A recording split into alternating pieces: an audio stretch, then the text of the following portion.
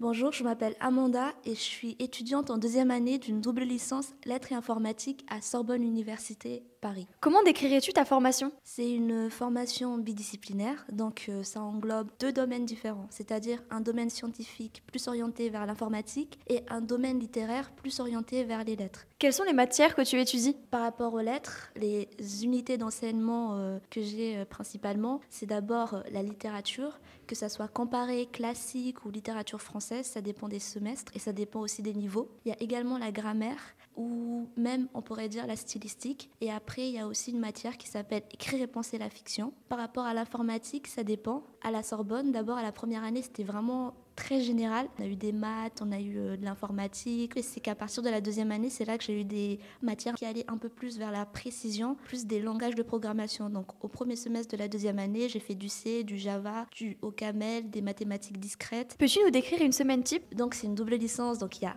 le double de travail par rapport à une licence simple. J'ai environ entre 25 et 28 heures de cours par semaine, entre 1h45 et 2 heures de CM, ça dépend des deux facultés. Et puis j'ai des TD, que ce soit en informatique ou en lettres, et en informatique, j'ai aussi des heures de TP. As-tu un projet concret sur lequel tu as travaillé? On a suivi une unité d'enseignement, on étudiait les nouvelles technologies, l'évolution de l'informatique, etc. à travers des œuvres science-fictionnelles. Et donc ça montrait qu'il existait quand même un lien entre ces deux domaines qui semblent ne pas avoir de point commun. Quelle spécialité avais-tu au lycée et en quoi elles t'ont aidé pour ta formation actuelle? Donc en première, j'avais SVT, mathématiques et HLP. Donc quand j'ai choisi mes spécialités, c'était en fonction de ce que j'aimais. En terminale, j'ai décidé de garder que mathématiques et HLP et j'ai ajouté une option mathématiques experte. Ces spécialités m'ont beaucoup aidé parce que déjà de un, ça a montré mon goût pour la pluridisciplinarité parce qu'en terminale, par exemple, j'ai abordé en même temps des matières scientifiques et également humanité, littérature, philosophie. Mais en même temps, ça m'a beaucoup aidé. Quand on fait de l'informatique, c'est très important d'avoir les maths. As-tu hésité avec d'autres formations avant de choisir la tienne et si oui, lesquelles?